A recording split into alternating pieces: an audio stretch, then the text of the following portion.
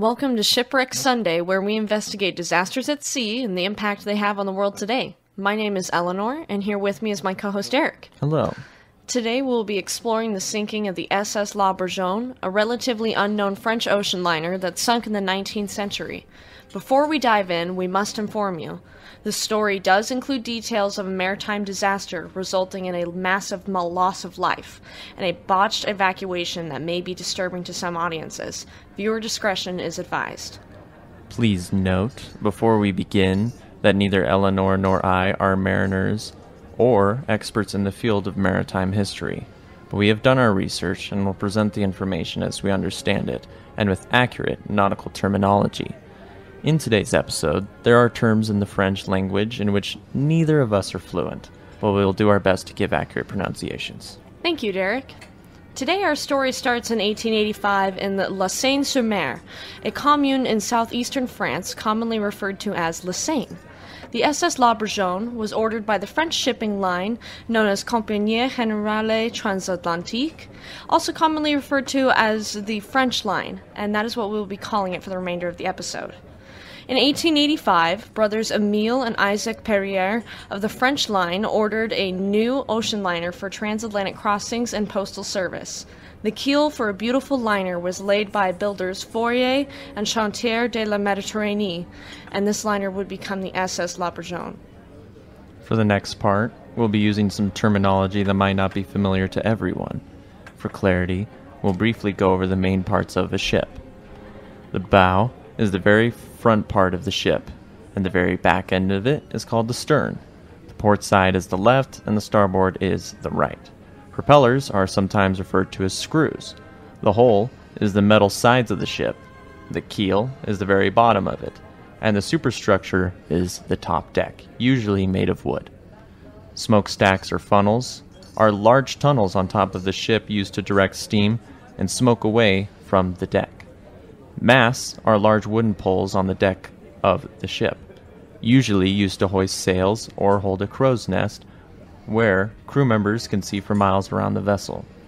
Beam is a measurement that refers to the width of the ship. Thank you, Derek. The SS La Bourgogne was a beautiful large ocean liner for her time. She was painted in common colors for the time with a white painted boat deck, black and orange hull, and 2 orange smokestacks. The superstructure, or the main deck of the ship, was wooden, where the hull, or the main body of the deck, was made of reinforced iron plating, much like the RMS Titanic. The ship was rigged with 4 auxiliary sails, as was common for steamships in the 1800s. Passengers felt more secure in an Atlantic crossing if the ship was not only equipped with the latest steam power, but sails as well in case the ship ran out of coal in her coal reserves. She was 494 feet in length from bow, the very front of the ship, to the stern, the very aft end. She had a 52-foot beam, meaning she was 52 feet wide, and was propelled by a single screw or propeller, giving her a max speed of 17 knots, around 20 miles per hour. The ship was average for tonnage at the time, weighing in at 7,395 gross registered tons. For comparison's sake, that's roughly half the size of the Titanic. The SS La Bourgogne was slated to be able to carry 390 first class, 65 second class, and 600 third class passengers for a max capacity of 1,055 people. During her final voyage, she was manned by Captain Antoine Charles Louis Delangle and 220 crew members, so we will assume for most voyages she was manned with a similar number of crew. On October 8, 1885, the completed ship was launched from La Seine. There are not many available details about her sea trials, but she must have passed since she moved on to Le Havre for her maiden voyage in 1886.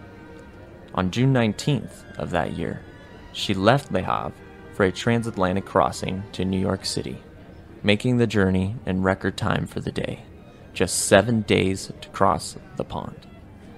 After this maiden voyage, La Bourgogne was in first place for the Postal Service run and thus started an intense rivalry between shipping companies for an equally speedy service. Her astounding reputation began to sour when on February 29, 1896, she ran down and sank the anchored British steamer Aisla of the Atlas Steamship Company. This incident happened at the entrance of the New York harbor and was not a good look for the French ocean liner. Following this accident, SS La Bourgogne was repaired and fitted with quadruple expansion engines, and her masts were reduced from 4 to 2 sometime between 1897 and 1898, though dates are unknown.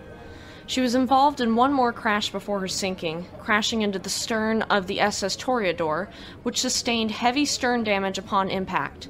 Both ships were luckily in dock at Liverpool and neither sank, though the date of when this happened or numbers on injuries or loss of life is unknown. Other than these incidents, La Bourgogne's career was uneventful, and she dutifully carried her passengers between France and New York. Now, we come to the fateful morning of the sinking. Just a reminder to our listeners that what you are about to hear details of the sinking of a large vessel, and it may be disturbing. Please also note that much of the information we are about to present comes from the crew of the other ship involved in the sinking, due to an attempt to cover up the disaster that we will detail later. To start unpacking this, we will go over some of the details of the final voyage. There were 220 crew on board, as well as 506 passengers, for a total of 726 on board. In the summer of 1898, the ship was in the midst of a routine run between France to New York City, a route undoubtedly similar to that of Titanic's route. In the early mornings of July 4th, 1898, the SS La Bourgogne ran into a dense fog around 60 nautical miles off the coast of Sable Island, an island near Nova Scotia, Canada, at full speed despite visibility being estimated at about 20 yards. This is against standard procedure of the time. In dense fog, ships were generally expected to reduce speed, sound their foghorns, and stop if the conditions were too dangerous to continue. Meanwhile, in the waters approaching in the opposite direction is an iron sailing ship with 3 masts, known as the Cromartyshire. The Cromartyshire was built in 1879 by Russell & Co. in Port Glasgow's Yard Number 19 for Thomas Law & Co. of Glasgow, Scotland. It was 249 feet in length and had a beam of 38 feet, weighing in at 1,554 gross registered tons, being half the length and weighing 1/7 of La Bourgogne. On the morning of July 4th, 1898, the Cromartyshire sailed in the dense fog with her foghorn sounding. Captain Oscar Henderson of the Cromartyshire could hear the sound of another ship in the distance, but could not determine which direction the sound was coming from. Remember, this is in 1898 and was far before the radar was available, and Morse code wasn't used on the ships until the following year, and so sight and sound of the crew were the only early warnings systems on the ships in 1898. Without proper warning, neither the Cromartyshire nor La Bourgogne could have stopped what happened next. Around 5 in the morning, both ships emerged to one another from the fog and did not leave enough time for either ship to correct its course. The bow of the Cromartyshire plowed into the starboard side of La Bourgogne around midships, breaking off the Cromartyshire's bowsprit, or the protruding piece of the bow of a sailing ship, and tearing into the hull of La Bourgogne, immediately flooding the adjacent compartments and causing a severe list. More than likely, some of the passengers of La Bourgogne were killed on impact. Cromartyshire's bow was damaged severely, and the sailing ship assumed they were in danger of sinking as they drifted from the doomed ocean liner into the deep fog and did not turn to help La Bourgogne. While Cromartyshire was worried for their own ship, the SS La Bourgogne scrambled in a panic to the lifeboats. Although the officers and captain of SS La Bourgogne stayed at their posts to try to facilitate an escape for the passengers, the other crew members on board, the rapidly sinking liner, began loading themselves into the lifeboats and escaping, leaving behind hundreds of scared passengers to die. Passengers scrambling up from the flooding decks below then had nowhere to go and began jumping into the freezing Atlantic Ocean. Officers on board launched flares into the dark sky and sounded the whistles they called desperately for assistance from any nearby ships. Unfortunately, the crew of the Cromartyshire initially assumed the flares and whistling were the SS La Bourgogne offering assistance instead of crying out for help. At 5:30 in the morning, the dense fog began to clear, and the crew of the Cromartyshire saw the sinking ocean liner that was in peril. SS La Bourgogne was listening heavily to her port side and going down by the stern, and on deck were hundreds of terrified passengers with nowhere to go. The crew of the Cromartyshire, realizing their mistake in their own peril, sprang into action and sent out her own lifeboats to begin assisting passengers in the water. Meanwhile, the crew of the La Bourgogne, who had taken lifeboats and left the others to die, were desperately fighting off scared passengers who just wanted a chance to live. These selfish, undisciplined sailors beat passengers with oars and knives to keep them away from the lifeboats instead of helping them. They instead left the job of the rescue to the Cromartyshire. At 6 in the morning, the SS La Bourgogne rolled completely to port and sank by the stern, taking down hundreds of screaming and terrified passengers with her. Moments after the vessel disappeared beneath the waves, the groans of metal roaring underwater, bodies from inside of the ship began to float to the surface, further traumatizing the passengers in the water who were not yet rescued. In total, the Cromartyshire was able to save less than 70 of the 506 passengers that were on board the SS La Bourgogne in the aftermath. The surviving crew of the La Bourgogne, whose terrible actions were not yet known, were also pulled aboard the Cromartyshire. Of the 173 survivors, only one woman survived and every child aboard perished. The captain and all of the officers except the purser perished at their posts as the ship sank. In total, 549 people died. Of the passengers lost, some more well known for the time were Turkish wrestler Yusuf Ismail, American instructor and sculptor Emil H. Wirtz, French Orthodox priest Reverend Stepan de Stepanian, his wife, and 3 kids, the wife and child of George Deslians, and 3 members of the Boston Symphony Orchestra. Of course, every life on board of the SS La Bourgogne mattered equally, and no loss was more important than another. But some of these names were quite well known at the time, and outraged many in the general public. No one could believe that such a beautiful liner had sunk, and taken so many beloved members of the community down with it.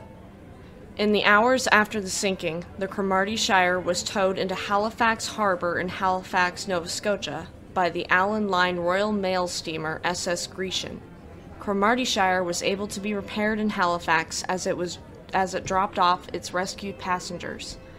Cromartyshire went on to have a rather uneventful career, except a fire in 1901 off Mossel Bay and her eventual destruction on October 24, 1906, after running aground on offshore rocks off the coast of Chile.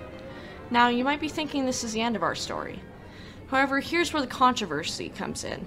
Survivor accounts of the behavior of the crew members of SS La Bourgogne began to come out, and caused so much outrage that these sailors needed police protection upon arriving in New York City. The French government then began covering up details of the sinking, presumably through payoffs and gag orders like any other instances of cover-ups in history.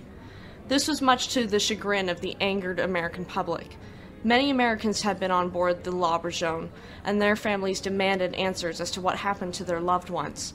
Unfortunately for them, or for those of us looking into the sinking, very little is known about the events of the sinking, and not much closure was given. Likely due to the cover-up and rough conditions of the ocean near Nova Scotia, the wreckage has never been located.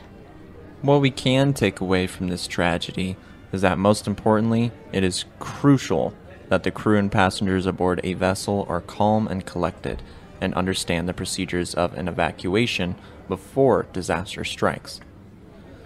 Luckily, in modern times, every vessel is required to have a lifeboat drill and show passengers to their muster stations before leaving any port, and many have daily lifeboat drills to ensure every passenger and crew member knows exactly what to do in case of an emergency. It is also important that every crew member makes a conscious effort to help in an emergency situation, unlike the crew in today's story. Good news is, in most cases, crews are willing to make the ultimate sacrifice to save the lives of their passengers and fellow crew. Captains and officers are still required to be the last to leave their posts in order to coordinate rescue efforts. The SS La Bourgogne also existed in a time when the required number of lifeboats was generally less than half of the number of passengers on board, and after the Titanic disaster of 1912, This was rectified for future vessels and voyages. So, what can you do if you find yourself in an emergency situation on a ship? The first step you can take is to look at the schematics and maps of your vessel before boarding. This way you can see every doorway and every passageway and familiarize yourself with the layout of the vessel. Always pay attention to all safety drills and which muster station you are assigned to, and listen to the crew of the ship. They are trained to help you, and they have the best knowledge of how to get off the ship in the safest way possible. If the ship is in an emergency situation, whatever you do, stay out of the elevators. Elevators can be death traps if the power goes out. Always be sure to wear a life vest, don't worry about items in your cabin, and remain calm.